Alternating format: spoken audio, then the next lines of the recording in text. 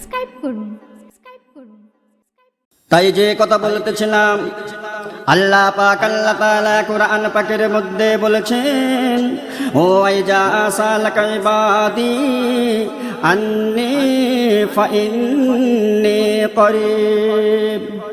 আল্লাহ পাক আল্লাহ তাআলা বলেন, হে আমার হাবিব, আমার দোস্ত মুহাম্মাদুর রাসূলুল্লাহ সাল্লাল্লাহু তাআলা আলাইহি ওয়াসাল্লাম, আমার বান্দারা যদি কোনোদিন আপনাকে জিজ্ঞাসা করেন যে আল্লাহ পাক আল্লাহ তাআলা বান্দার নিকটে থাকেন না দূরে থাকেন, হে আমার হাবিব, হে আমার দোস্ত, আপনি তখন বলে দেবেন আল্লাহ পাক আল্লাহ তাআলা বান্দার অতি নিকটে থাকেন।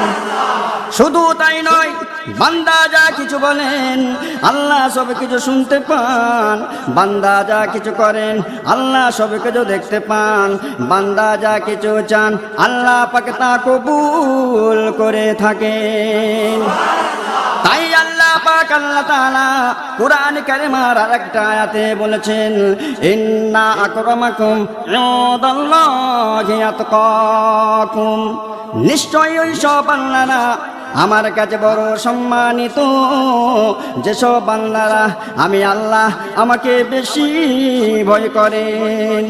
আর আল্লাহ বলেন, যে বান্দারা আমাকে ভয় করেন আমি আল্লাহ পাক আল্লাহ তাআলা সেই সব বান্দাকে বেশি বেশি ভালোবাসি। একবার মুহাব্বতে বলি সুবহানাল্লাহ। এইবার আমার কথা হলো, এখন আমরা কি বুঝলাম?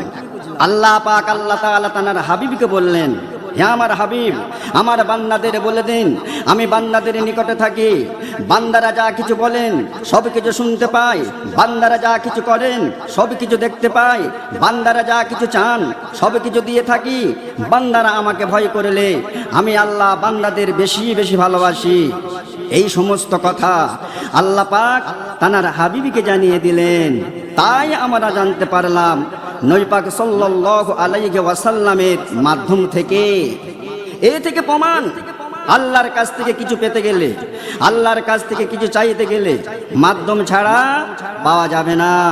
তাই আল্লাহকে কিভাবে ডাকতে হয় জানি না, কিভাবে চাইতে হয় জানি না, না জানার কারণে আজ অনেকে এখানে ওখানে সেখানে হাত তুলেছে বেড়ায়। সেই জন্য আজ আমরা মানুষের কাছে অপমানিত, লাঞ্ছিত, পদধূলিত, ঘৃণিত হয়ে থাকি। তাই কবি ছন্দের মাধ্যমে কার ঘটনা বয়ান করেছেন শুনি। ডাকার মতো ডাকলে এ খোদা কেমন শোনে না, আর ভালোবেসে ডাকো হয়ে তার দিওয়ানা, আর ভালোবেসে ডাকো হয়ে তার দিওয়ানা। একই একিন ডাকো না মিটবে বাসনা, একই একিন ডাকো না মিটবে বাসনা। যারা ডাকে তারে যাই সবার দুহাতে ভরে, যারা ডাকে তারে যাই সবার দুহাতে ভরে। কার ঘটনা বলছি একটু বোঝার চেষ্টা করি। বাদশাহ এক ছিল নাদির শাহ নাম তার, যেমনে তার নাম জোশ তেমনে তার হুঙ্কার। একড়া ভিখারি ভিকাশ করে ওই বাদশার রাজপথে বসে এক কিনারে। প্রতিদিন যা পেত আর খুশি হয়ে যেত, প্রতিদিন যা পেত খুশি হয়ে যেত। একই দিল কমে তো নয় মন পুত, একই দিল কমে তো নয় মন পুত। রেগে ভিখারি বলে, রেগে ভিখারি বলে খোদা দেখিতে কি পাও না, বাদশাকে দেখছো দিচ্ছো ভরে দৌলত বালাখানা, বাদশাকে দেখছো দিচ্ছো ভরে দৌলত বালাখানা। কেমন বিচার বলো না, কিছুই বুঝি না, কেমন বিচার বলো না, কিছুই বুঝি না। যাকে যেমন ইচ্ছা হয় করো তেমন, যাকে যেমন ইচ্ছা হয় করো তেমন। দেখুন, ভিখারি মানুষের কাছে হাত পেতে চাইছে, অথচ আল্লাহর উপর কেমন দোষ চাপাচ্ছে। শুধু তাই নয়, আবার বাদশার দৌলতের ওপর হিংসা করছে, বাদশার নামে আল্লাহর কাছে নালিশ জানাচ্ছে। এর ফলে কি হলো? ভিখারের সব কথা শুনে দেখো ফেলে, সে বাদশার সহচর ছিল সে আড়ালে। আরে বাদশাকে সে বলে করে হিংসা আপনার, খোড়া ওয়ে ভিখারি দৌলতের ওপর। এমন কথা শুনে হারগে ওঠে আগুনে, এমন কথা শুনে হারগে ওঠে আগুনে। সামান্য ভিখারির হয় সাহস কেমনে, সামান্য ভিখারির হয় সাহস কেমনে। বাদশা বলছেন, আরে তুলে আনো তাকে, তুলে আনো তাকে, রেহাই সে পাবে না। দৌলতে হিংসা করার পরিণাম কি জানে না, দৌলতে হিংসা করার পরিণাম কি জানে না। আর তার নিয়ে যায় দেখো না বাদশার ঠিকানা, তার নিয়ে যায় দেখো না বাদশার ঠিকানা। ভিখারিকে গর্জন তর্জন করতে থাকে, ভিখারিকে গর্জন তর্জন করতে থাকে। ভিখারিকে বাদশার দরবারে সবাই মিলে নিয়ে গেলেন। বাদশাহ ভয়ঙ্কর আওয়াজে ভিখারিকে বলছেন, তোর এত বড় স্পর্ধা, তুই আমার দৌলতের ওপর হিংসা করিস, তুই আমার রাজ্যে বাস করিস, আমার রাজপথের ফুটপাতে বসে ভিক্ষা করিস, আবার তুই কি না আমার নামে আল্লাহর কাছে নালিশ করিস। শুনে রাখ ভিখারি, দৌলতের ওপর হিংসা করার কি পরিণাম, আমার নামে আল্লাহর কাছে নালিশ করার কি পরিণাম, এবার তুই হারে হারে টের পাবি। এই বলে কি হলো, বাদশাহ ভিখারিকে বলতে থাকে, বাদশাহ ভিখারিকে বলতে থাকে, ভয়ঙ্কর শাস্তি দেব তোকে, তোর শাস্তি তুই দেখিবি নিজের চোখে, আমি হাসব তখন ওই মুখ সুখে। বাদশাহ ভিখারিকে বলতে থাকে, তারপর তোর গায়ের ছালকে নেব ছাড়িয়ে, তারে পর দেব লবণ ছিটিয়ে, জ্বালাতে ছটপট করবি পড়ে, গরদানকে দেব তোরে আলাগ করে। আরে তৈরি থাকো বলে জাল্লাদকে গো, তৈরি থাকো বলে জাল্লাদকে, নামাজ পড়ে শাস্তি দেব একে। বাদশাহ ভিখারিকে বলতে থাকে। বাদশাহ তার লোক লস্কর জাল্লাদকে শাস্তি দেবার জন্য তৈরি থাকতে বলে মসজিদে জোহরে নামাজ পড়তে চলে গেলেন। বাদশার এই রূপ শাস্তির কথা শুনে ওই খোরা ভিখারির সমস্ত শরীরটা থর থর থর থর করে কাঁপতে থাকে।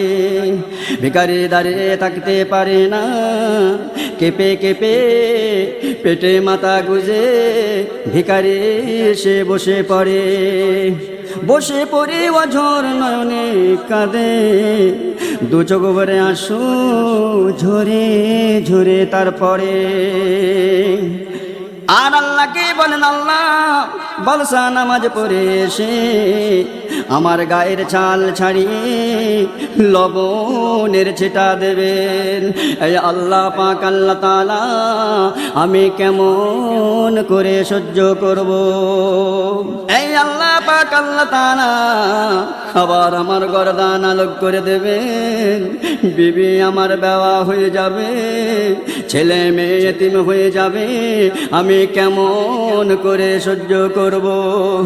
এই আল্লাহ পাক আল্লাহ তাআলা আমি বাদশার দৌলতের ওপরে হিংসা করে বড় অন্যায় করেছি, মহাপাপ করেছি। শুধু তাই নয়, আমি সারা জীবন আপনার নাফরমানি করেছি, আমি পাপ করেছি, গুনাহ করেছি। এ মুখ আমি কেমন করে দেখাবো? আল্লাহ আমি তাওবাতিল্লাহ করছি, আপনি আমাকে দয়া করে আমার জীবনের সমস্ত অপরাধ পাপ সমূহকে ক্ষমা করে দিন। এই কথা বলে ভিখারি এক মনে এক ধ্যানে আল্লাহর জিকিরে আল্লাহর স্মরণে মশগুল হয়ে গেলেন। কিছুক্ষণ পরে বাদশা মসজিদে থেকে জোরে নামাজ পড়ে এসে দরবারে হাজির হলেন। এসে বাদশা দেখতে পেলেন ভিখারি এক ধ্যানে এক মনে আল্লাহর জিকিরে আল্লাহর স্মরণে মশগুল হয়ে আছেন। ভিখারির ক্ষুধা বেরোতা দেখে, আল্লাহর ভয় পেতে দেখে, এক মনে ডাকা দেখে বাদশা রাজি আর খুশি হয়ে ভিখারির শাস্তিকে ক্ষমা করে দিলেন। একবার মুহাব্বতে বলে সুবহানাল্লাহ। ভিখারিকে শাস্তি দেওয়ার কথা ছিল, কিন্তু বাদশা শাস্তি আর দিলেন না, খুশি হয়ে ক্ষমা করে দিলেন। তাই কি হলো? বাদশার ওসিলায় আল্লাহকে ডেকে মুক্তি পেল ভিখার শাস্তি থেকে। বাদশার ওসিলায় আল্লাহকে ডেকে মুক্তি পেল ভিখার শাস্তি থেকে। বাদশাহিরা মুক্তা দিল ভরে, অভাবে অনটনে হটে গেল দূরে। এমন ডাকে যারা ডাকে, এমন ডাকে যারা ডাকে তাকে ভরে দেয় যা চায় সবাইকে। বাদশা ভিখারিকে বলতে থাকে, বাদশা ভিখারিকে বলতে থাকে। এই বাদশা ছিলেন আল্লাহওয়ালা। এই আল্লাহওয়ালা বাদশা ভিখারিকে জিজ্ঞাসা করেছেন, আচ্ছা ভিখারি, আজকে আল্লাহকে এইভাবে ডাকার তোমার কারণটা কি ছিল, একটু বলো তো শুনি। ভিখারি বাদশাকে বলেন, বাদশা জাহাপনা, আপনার ভয়ঙ্কর শাস্তির কথা শুনে, আমার গর্দান নেওয়ার কথা শুনে, এই ভয়েতে আমি আল্লাহকে এক ধ্যানে এক মনে ডেকেছি। ও বাদশা জাহাপনা, এমন ভয় নিয়ে যে চাইতে হয়, এমন ভয় নিয়ে যে ডাকতে হয়, এমন ভাবে ডাকলে যে আল্লাহ ডাকের সাড়া দেয়, এর আগে আমি জানতাম না, আজ আপনার কাছে আমি জানলাম। বাদশা ভিখারির সব কথা শোনার পর বলছেন, যার মধ্যে ভয় নেই তার মধ্যে ঈমান নেই, যার মধ্যে ভয় আছে তার মধ্যে ঈমান আছে। যে আল্লাহকে ভয় করেন আল্লাহ তাকে বেশি বেশি ভালোবাসেন। তাই হিল্লায় রুজি দেয়, বাহানায় মৌত হয়। তাই আল্লাহ পাক আল্লাহ তাআলা কুরআন পাকের মধ্যে বলেছেন, ওসিলা তালাশ করো। আল্লাহর কাছ থেকে কিছু চাইতে হলে, আল্লাহর কাছ থেকে কিছু পেতে গেলে ওসিলা তালাশ করতে হবে। আর আল্লাহকে পেতে গেলে আল্লাহওয়ালার সাথে যোগাযোগ রাখতে হবে। এইভাবে যারা আল্লাহকে ডাকেন আল্লাহ সবার ডাকের সাড়া দিয়ে থাকেন। শেষ কথা, ভিখারি কি করলেন? বাদশার কথা শুনে ভিখারি শুকরিয়া করে ওই খোদারে। বাদশার কথা শুনে ভিখারি শুকরিয়া করে ওই খোদারে। শেষ তাওবা সে করে নিল, মানুষের কাছে হাতে পাতা ছেড়ে দিল। গফুর বলে যারা ওসিলায় ডাকে, গফুর বলে যারা ওসিলায় ডাকে, আল্লাহ থাকে সবার দূর দুঃখে সুখে ডাকার মতো ডাকো তাকে, ডাকের সাড়া দেয় সবাইকে। ডাকার মতো ডাকো তাকে, ডাকের সাড়া দেয় সবাইকে। দেয় সবার ভরে দুই হাতকে, ভালোবেসে যাও তার ডেকে। ডাকার মতো ডাকো তাকে, ডাকের সাড়া দেয় সবাইকে। ডাকার মতো ডাকো তাকে, ডাকের সাড়া দেয় সবাইকে। ডাকার মতো ডাকো তাকে। বন্ধুরা সকলে ভালো থাকবেন, আর আমার হাতে সময় নাই, আসি। আসসালামু আলাইকুম, খোদা হাফিজ।